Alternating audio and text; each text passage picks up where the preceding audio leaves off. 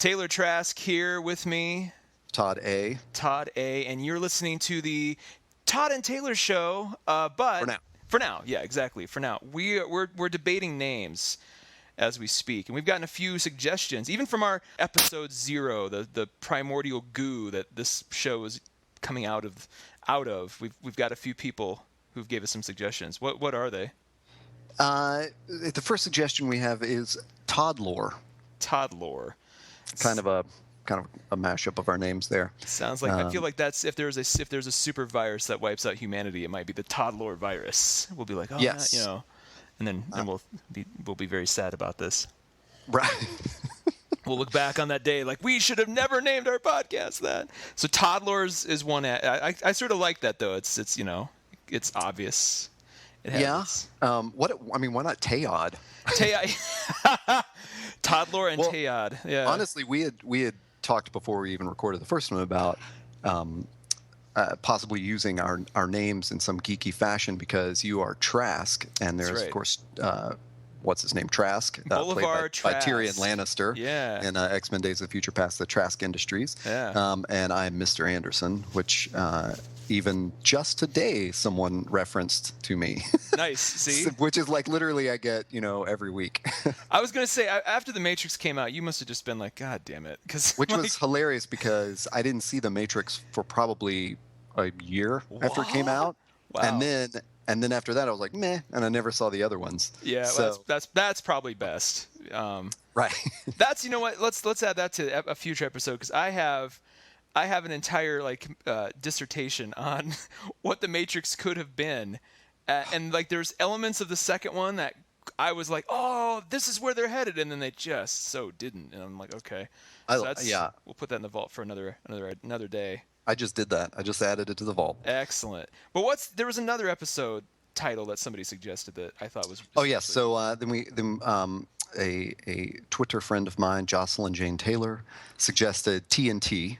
TNT. To which I responded, it's like you're reading my mind because we had just made these show notes where I called them TNT. Yeah. There's something fortuitous about that. I like AC/DC. I'm down with that, but it's maybe it's a little too on the nose or something. Yeah. So when I responded to her with that, I responded with thanks, not no thanks. So she then suggested We Could Be Heroes, which I said was a great title because it's not there's not only like kind of heroes just for one day. What you say? Sorry, Dave. If you haven't listened to David Bowie's live album yet, go grab that on whatever music service of choice you have and listen to that song because the live version of We Can Be Heroes, that's my morning jam. That's why when you said that I was like, oh man, that's really that song's a part of my life in a profound way. I didn't even realize that's why you responded that way to that. That's cool. It's Bowie too. It's just he's cool. Well, and I also brought up that there's like this lowbrow component to it, which is that the Wallflowers, they did their best on it, and it ended up in the Godzilla soundtrack. Matthew Broderick. I almost said McConaughey. Oh my God! So not even the new one. When you said it, I was thinking the one from last year. I'm like, I don't recall that at all. But the Wallflowers are back together. What? Like, all these questions were swirling in my head. So this was the unspoken Godzilla movie. Right. So we have some choices. Honestly, I think what you and I have both found is that anytime we come up with what we think is a cool name, it's like it's like what bands do now. We Google it and we find out someone's taken it. Yeah, although I just Googled this. As we've been talking, I've been looking at podcasts coming, We Could Be Heroes, and I don't see a series called that. I only see, like church episode titles church or something. Title, yeah, it's different things like that. So let's put a soft pin in that as a series title because I like that a lot actually. And then if not, we'll keep looking.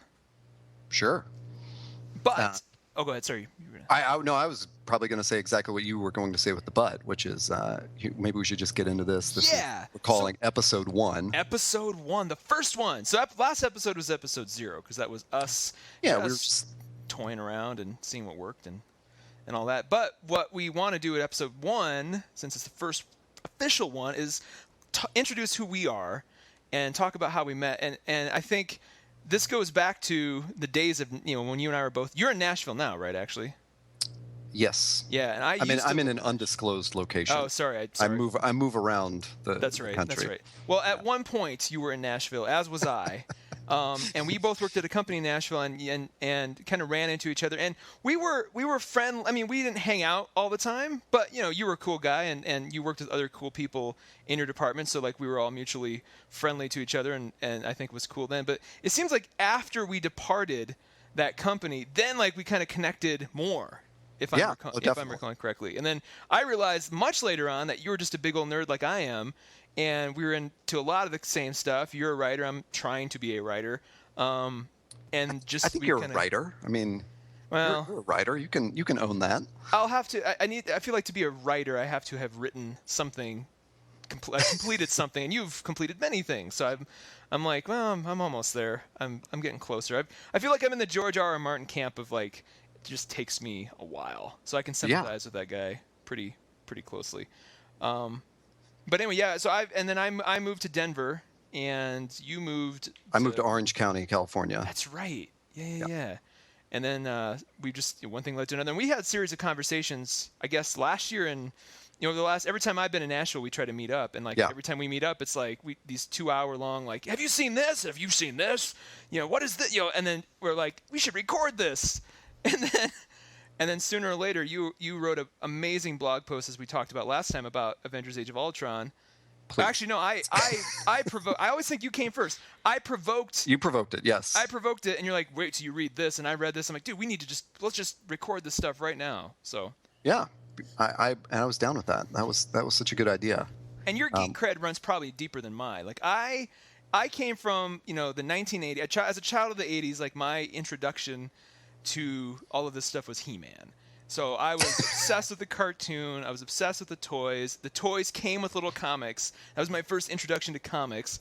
And I'm a diehard fan of the original 1987 Dolph Lundgren movie. As much as people are like, that wasn't He-Man, I'll say this much: the two things from a He-Man movie that I don't care what else happens, the two things that have to happen are He-Man has to hold his sword up above his head and say, I have the power, and Skeletor has to be badass. And that movie has both of those things in spades. Like Frank Langella as Skeletor, even as a little 6-year-old kid, I'm like, oh my God. Like it blew me away. And then to find out later on that was one of Frank Langella's favorite roles he ever played. We're talking about an Oscar-winning, or nominated at least, actor, celebrated actor of Frank Langella. And they're like, what was your favorite role? Was it when you played Nixon? Was it when you played, he's like, no, Skeletor. And I'm like, oh my God, that just made me cry almost a little bit. I teared up a little bit when I saw that. And so to know that was the case, they're going to remake it. And I'm sure it'll be amazing, but I'm like, I still look at that movie as like my first big that was, and then other things too, like Back to the Future and all that cool stuff from the 80s that came out. Firstly, I was completely unaware that there was a He-Man movie. What? How have you never? But secondly, it's so interesting to me that we both got, our exposure to comic books came from toys. Yeah. And mine was from G.I. Joe. And one of the first comic books I ever picked up, if not the first, on my own, was G.I. Joe number 10. I specifically remember that. Mm-hmm. And I remember what happens. Pretty sure it's Scarlet and Clutch, and they're in this fake town that someone's built, and they're being poisoned in this prison cell and hallucinating from it. It was wild that I read that. And then it's only been in the past couple of years that I've read interviews with the creators of that comic book where they acknowledged, well, we invented the comic book in order to sell the toy, which, as a kid, I sort of thought everything went in the reverse. You come up with the story, there's a movie and then they make a toy, and then obviously that was kind of the peek behind the curtain that oh, I've been manipulated my whole life. But then then I read a lot when I was in that age of 10 to 14 or something. I read a lot of comics and then put them away for a while and only picked up the occasional one. And I don't know, 8-9 years ago, I got into them again earnestly. And so after we recorded episode 0 last week, after you had hit stop on the on the recording, you continued to tell me about how you had just gotten into comics as an adult, and it dovetailed so nicely with how I got back into them. So we thought, let's just do an entire episode that talks about comics. Yeah. And so that's what we're doing right now. Exactly. Well, and it's good, too, because you and I both seem to be sort of in that sweet spot of being Image fans.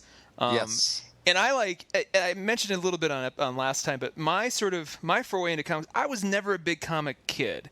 I was always sort of like loosely interested in it. Everyone, I'd stop at the grocery store and there'd be like the rack, and I'd see like, an alternate Batman sort of cover, like a Elseworlds cover, and be like, "What's Batman dies? What?" Like, and just not understanding what was going on at all. My only sort of exposure to him were those little He-Man comics, and it was cool. And that was actually, it's funny that you mentioned that you sort of had this purist view of comics as a kid, and it was only later on that you're like, oh, they were meant to sell the toy, whereas He-Man, like, unabashedly was like, oh, no, this is corporate synergy at its finest, and we're teaching it to you now, kid. It's like the comic, stories in the comics would introduce a toy that would then be reinforced on the show, or vice versa. So, like, if a character appeared on the show, you're like, he better goddamn well come out as a toy, like, next week. Right. I need to add that toy to my playing sort of scheme that I had set up. But I was just never really, for whatever reason, and this is going to probably, I can already hear the gasps of people as I say this next thing. I was just never really into the superhero comic thing. I thought it was, I know, at the time, because I was just like, well, there just seemed to be too much. I'm like, where do you start? When I kind of started, it was almost like a carnival ride that was going too fast, and every time I tried to jump on, like I just got disoriented and I had to jump off again, or it kicked me off, because I'm like, I don't know what. This has been going on for a while. Is there a start or an end? Like what? And there was nobody living in Wall, South Dakota. There was nobody to go, hey, let me explain to you how this works. There's no internet, so I couldn't like go on Google and go like, what's the deal here? Where do I jump in? Where do I fit in? And so I just was kind of like, maybe. And it was only very recently, in the last 5 or 6 years, when I saw the movie for The Watchmen, and unlike a lot of people, I was like, what is this? This is amazing. And immediately went and got the graphic novel, because I'm like, I want to see how close it is. I want to see how it's different. And everybody was talking up the Watchmen graphic novel as like one of the pinnacles of the format. So I'm like, well, I need to understand why that is. I was just intrigued. I was incredibly intrigued. And then I became a fan of Alan Moore. I'm like, what else has he done? Oh, he's done V for Vendetta too. Oh my God, all these things. And that kind of put me on this path to like comics and the graphic novel format, but to want to find those stories that sort of go a different way with it, kind of are not what you would normally expect. And that led me to Image, the label that's all creator owned. I was kind of referred to it as the Green Bay Packers of the comic world, because it's creator owned. It's got a very, very loyal kind of fierce following. And I've noticed too, like, Free Comic Book Day was, 2-3 weeks ago, and I've noticed the people who are Image fans are like, they are like dyed-in-the-wool Image fans.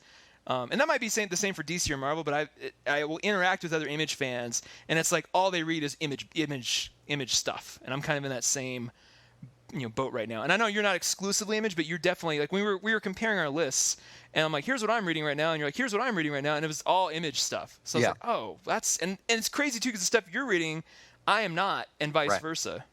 Yeah, it's I mean, first of all, that business setup of being creator owned it seems to be a great model for them to use. Yeah. And I can't speak really intelligently about how they've done it, but I know that I follow John Layman and Rob Guillory, who write and draw the comic I read called Chew. And I know on Twitter they've made mention at least of that their responsibility is to make the comic and sell it, and if it doesn't sell, then they don't have a job. It's sort of like the opposite of Batman, where the title's going to continue whether that writer's on it or not. This is the one where Batman poops his pants. It's like, oh, and it's like, well, let's do another one next week. No one bought that one.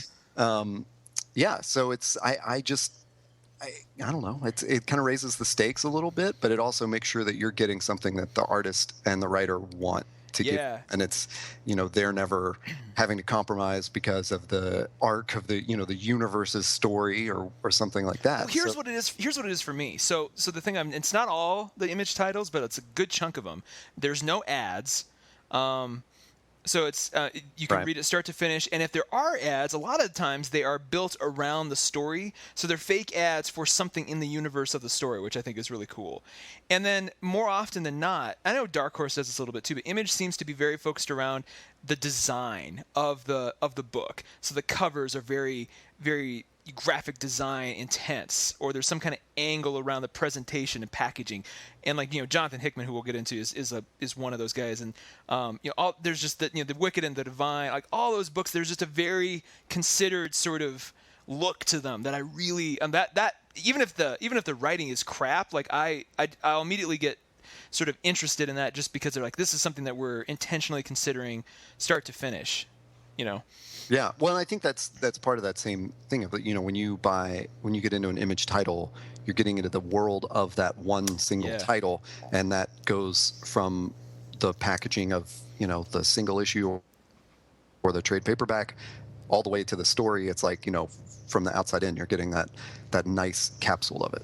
Yeah. Well, let's talk about because one of the things we clicked on not too long ago when we were talking about this was just our preference on comic art.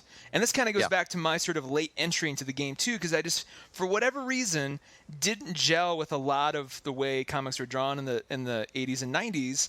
And largely because my scope was kind of very narrow. I wasn't aware of a lot more than just what I was seeing on newsstands and racks and that kind of thing. He-Man, yeah. He-Man too, yeah. And that was sort of like, well, this must be it. But it seems like even if the story is really good, it feels like, and correct me if I'm wrong, it feels like you and I are in the same boat of, if it's drawn in a way that's not appealing to us, we just can't get into it. It's like I can't read a story for the story's sake if the art is not complementary to it, or is not in my sort of wheelhouse of what I like. I will pick up a book with art I like, and be into it. But even if the writing is not that great, but if the art is not good, I won't even pick up the book. Bingo. And I have the worst example of that, which is something you and I have talked privately about, which is V for Vendetta, which is this legendary, series that's collected as trade paperback these days. But as far as I understand, that story was Alan Moore actually had to work with several different several different artists, and it just suffers. It's like I just can't. I can't get into it, and I hate it. I've tried to read it so many times, and my eyes just kind of like blur over because I'm looking at this art that I hate, and then I put it down, and it's just awful that I feel that way. It is too bad, because you feel like, what's wrong with me? Because everybody's like, oh, this is one of the legendary titles. You're like, yeah, and the movie was, I thought, pretty good. So you and I understand the graphic novel is different, in kind of the details. But yeah, you look at, they pack so much into a page, and it's very tiny art. It's very hard to kind of see what's going on. And I would say there's a lot of similarity between V for Vendetta and Dark Knight Returns in that. And I understand Dark Knight Returns as a story is amazing. Like, if you go watch the animated version of it, oh my God. But the graphic novel version of it, like, I just can't deal with Frank Miller's drawing style in that particular book very easily. Like, I've tried a few times, and I kind of have to suffer through it, because I'm like, and it's only when he gets to big splash pages that I'm like, okay, I dig this. But it's the small, it's got a lot of those like very small cells trying to pack in a lot of stuff on a page, and it's just not my particular cup of tea. I'll defend that one like to the end, because that's, and we spoke about this in the last episode. I came to it as an adult. I can't really speak about the history of what was going on at the time when it came out, even though I do remember it when I was a kid. It was just, the creepy Batman that I didn't want to read. But creepy Batman. As far as I understand now, he just tore apart the way that you write and illustrate a comic book. Made it so, and it's especially. It's especially incredible, I guess, when you look at, I'm always taken aback by how his Miller's work on like Daredevil, for example, was great, but it also fit within what you had seen in other comic books, whereas Dark Knight was definitely like this really big statement of this is not going to look like anything you've ever seen, and it's not, but and it's not the same story that you've ever read. So I can see how it's difficult to get into, because again, you talk about when you're as an adult and you want to check out some comic books, it's kind of hard to go, well, what am I going to like? I mean, you don't really know what can I get into? How do I jump into the middle of the stream on all these stories? Dark Knight Returns is one of those big ones that is inevitably going to come up. Somebody's going to say, have you read it? Oh yeah. And well, do you know what helped? Do you know what helped me, honestly? Get my appreciation of the book, the graphic novel, went up when I got it as a digital version, because I don't know if you've tried this on the iPad yet, but a lot of these digital versions let you basically the cell that you're on.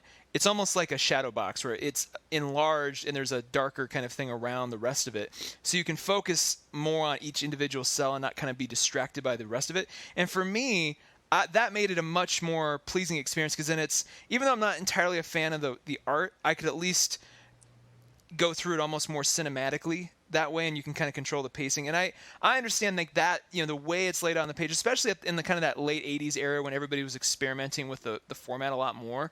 That was, the way your eyes go down the page and the way the page transitions physically is important to it. But that did help me a lot. And so if anybody's out there going, I'm kind of with you, I don't really understand, I don't get it as much, try the digital version if that is the case, because that does seem to make a difference, at least for me.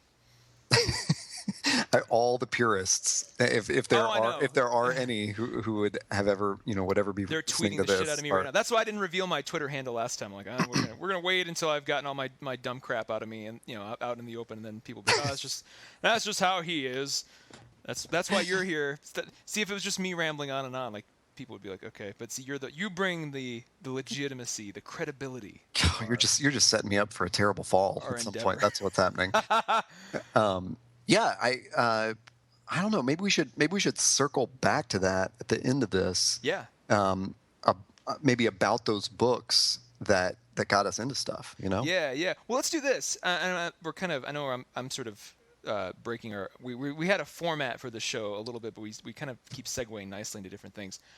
In terms of Act 2 of our little show, let's just go back and forth. And each of us talk about, and let's try to do them in order, starting with our favorite thing we're reading, and we'll each take a turn, and let's talk about what and we'll just go until I've got a big old stack sitting next to me, so I'm not going to go through all of them. But are we saying it's exclusively Image at this point? It doesn't matter. I just say whatever you're reading right now that you're super excited about.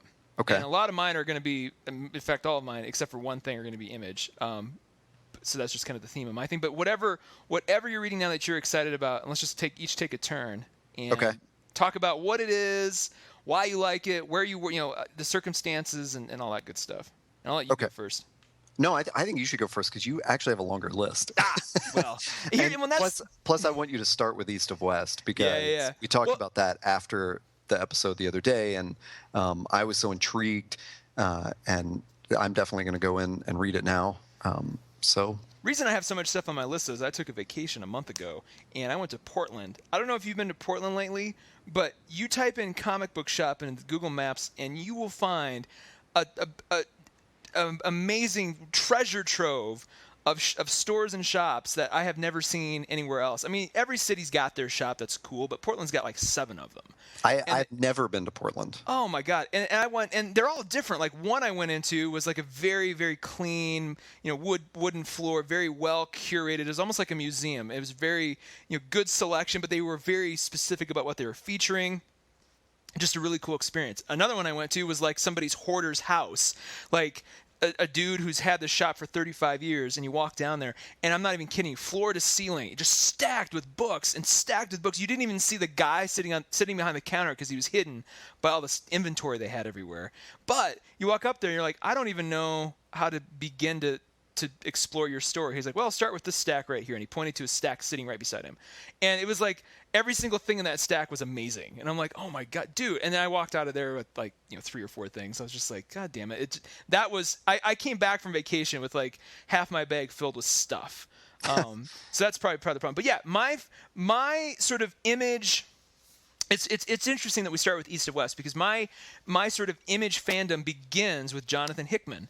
And I was over Christmas just in a comic book shop back home in Rapid City, South Dakota, and I walked in and there was the East of West sort of annual special issue that was a world building issue. I'd never heard of the series. I'd never heard of Jonathan Hickman. I'm still kind of treading water, trying to figure out what I do like, don't like. I knew of Image, I knew kind of the different things that were out there. I hadn't really picked up any copies yet. So I grabbed this annual, I started reading it. I'm like, this is incredibly intriguing. I went back and got the first trade paperback. Volume 1 was super hooked. Volume 2, Volume 3, Volume 4 is coming out soon. So East of West, the premise is everything you know about American history is and then just world history is correct up until the Civil War. And during the Civil War, an asteroid hits I guess, as far as I can understand, it's about somewhere in Missouri. It hits in Missouri and kind of changes the course of the obviously the Civil War doesn't end like it did. It kind of ends in a stalemate.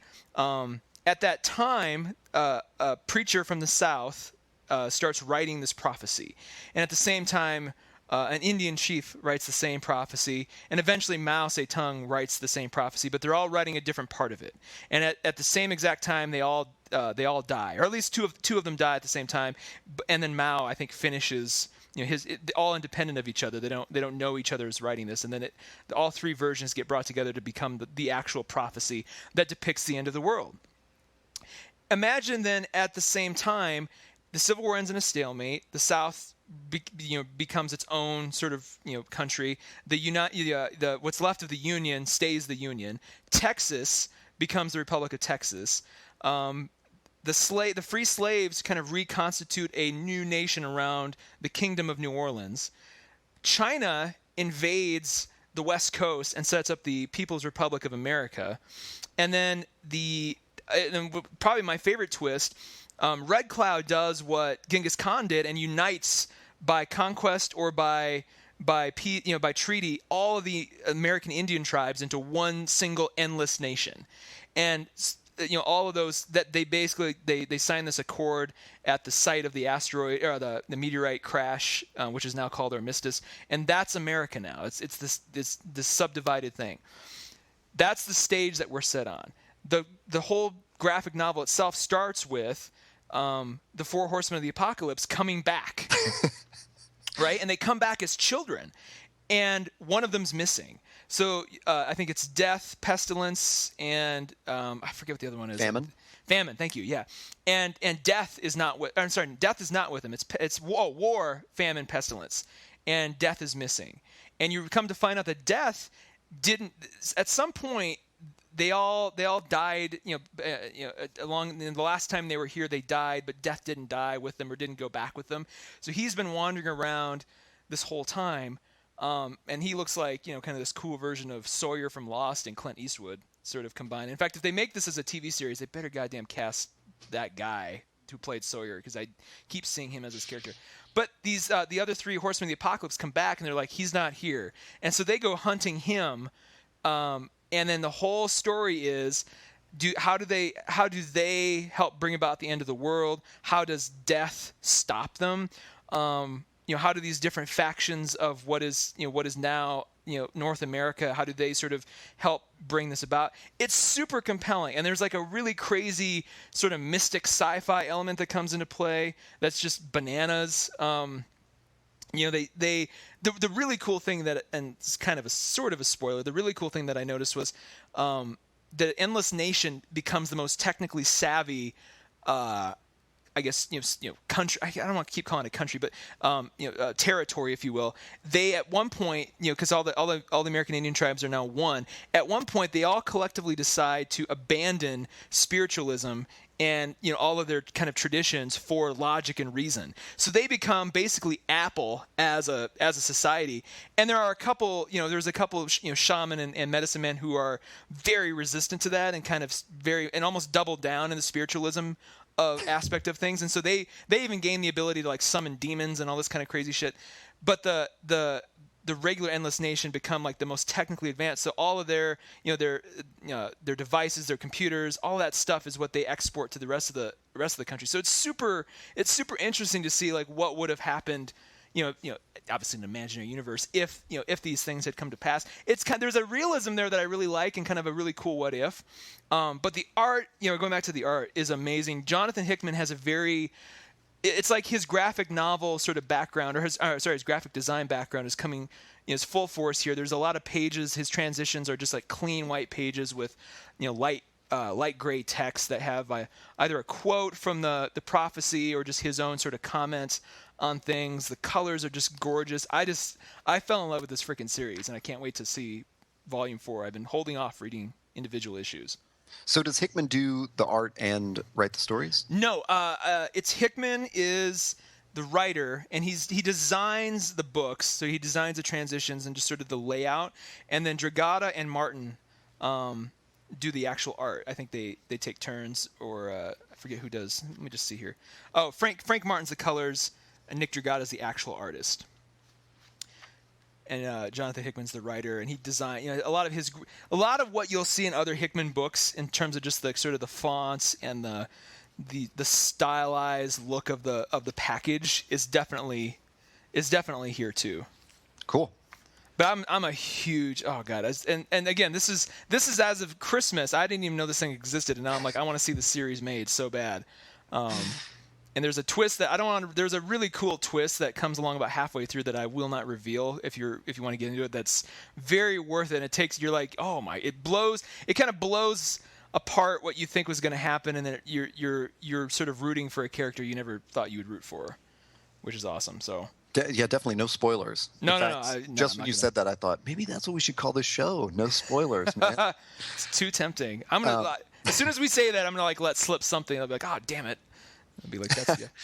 Well, that description of East of West is like that leads so perfectly into what I would say about Chew, which is one of my favorite books, which is another Image title, and it has that same, it's a familiar universe, but it is completely invented. It's definitely like an alternate history of present day America. Where the main character is Tony Chu. He is at one point like a police detective, vice cop, and then he joins the FDA. I believe that's correct.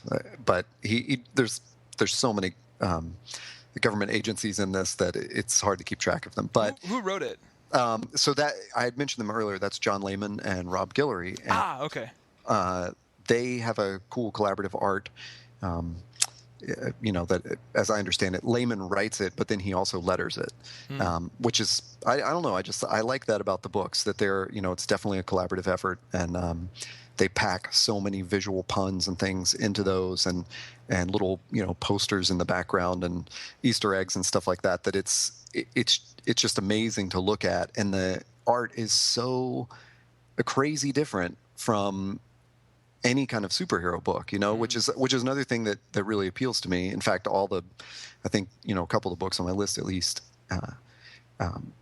reflect that. And I should also say that this has such a great origin story for me coming to like it, because the comic book shop that is like quote my local in Orange County is Comics Unlimited in Huntington Beach, and there's two women who work there, and with one of them, I agree with on like everything, comic book wise. And the other one, often like I'll ask for recommendations, and this is such a case where she'll suggest something like, and her name's Denise, and she'll suggest something like, "Oh yeah, check out the new Nightwing or whatever," and I'm like, "Nightwing?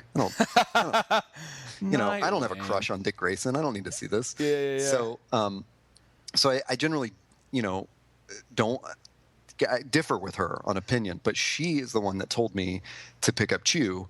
And I did it. Just, I grabbed it, I looked at the art. I said, "This looks cool." I took the first trade paperback home, read it breathlessly in like one sitting, and was back for number 2. And so I will admit I am one volume behind, and I have been reading it in trade paperbacks because they also put out the issues, of course. And it would be impossible for me to keep up with that. So, well, it's hard too, especially if it's been out for a while. If it's not a new series, it's tedious unless they're just super cool and you're just that much into it. It's tedious to go back and collect every individual issue and try to put pieces together. Like, I was thinking about doing that with East to West, but I'm like, oh man, they already have the 3 volumes out. I'll just start with those and it's like Netflixing something too. Like, I don't want to sit down and read one issue and then have to wait a month for the next issue. I love sitting down and reading a volume where there's a thematic kind of arc to it.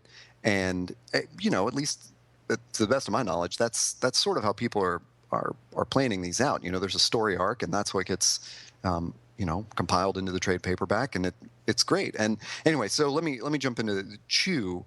This Tony Chew detective has superpowers, which are food related. So you see, it's a pun on his name. He's Chew, CHU, and he chews things. And up until I looked this up today, I was pronouncing what he is as a chibopath. But when I looked it up today, I guess Wikipedia told me it's pronounced cebopath. So that has rewired my brain now, and I don't I feel like I'm going to mispronounce everything. But what it means is that when anything he eats, he senses the entire history of the food. So interesting. Except beets. So he has to eat beets because otherwise it will drive him crazy. So he's add into that world that the FDA has outlawed chicken. Add into that his brother is this famous chef. Oh my God! So wait, what? How far is what year is this meant to be? Is this far future? No, it's present day. Present day, just alternative present day. Yes. What's the condition for outlawing chicken? I believe there's just a disease that hits, and so he, it's outlawed. He ends up when he ends up joining the FDA. By another person who is a cebopath. He is, that's how his real talent emerges. Gotcha. So not only can they do these kind of, it gets pretty grisly pretty quick. Wait, so because it's not just. So if he eats a piece of chicken, he knows who killed the chicken, and he knows how it was killed and where it was killed and like what it, what part of the world it was in. So immediately you can see where this is going. If he eats a dead body, oh, gotcha. He knows who killed him. See, you made me think. At first, I was thinking this is like just almost more of a comedy where he's just like, "I know where this chicken came from." It's like let's go. It is hilarious, shady shit. For sure. But it's it gets gross right away because Gotcha. I mean it's like page 6 where he's got to eat a body or something. But this world with these crazy conspiracy theories and this hilarious interaction of like all these government agencies that are, in cahoots with each other and fighting vampires and cebopaths. And so you keep getting introduced to people with food-related powers. Everything is food-related. And I won't even try to pronounce the ones that I've, there's a great directory of them all on Wikipedia. So you can figure out what every power means, It's kind of the index of everything. And it's just hysterical. And add to that this crazy art that looks like nothing you'd ever see in a superhero book. And it's just awesome. I love it. And that would be my first recommendation. Excellent. Chew is amazing. And I believe they're wrapping up. Oh, really? It's going to be. I'm not exactly sure how many more trade paperbacks there will be like in total, but they have said they are going to end with issue 60. Gotcha. So yeah, See, and I like that. I like that. It's interesting you brought up the Netflix analogy before too, because it's probably there's going to be a lot of people who are probably out there who are like fucking duh. Of course it's like it was always like this, where it's like a series that and the trade paperbacks are almost like seasons that you can binge, and you can get 3 or 4 trade paperbacks deep at the same time and just binge them all. And that is where we lost our recording. So this is Todd. I'm recording this after the fact. Taylor and I compiled our podcast from the other night, and upon listening back to it, discovered that at that moment, everything went haywire, and we hadn't noticed it until we were done. So we will continue to talk comics and other geeky stuff on future podcasts. We're going to call this one episode 0.5. We're still beta testing this thing, so we're going to get it down pretty soon. Until our next podcast comes out, you can find me on Twitter at HeyToddA. Please check out my blog at HeyToddA.com. You can find Taylor Trask at TaylorTrask.com or at Taylor Trask on Twitter. And we'll see you soon. Thanks.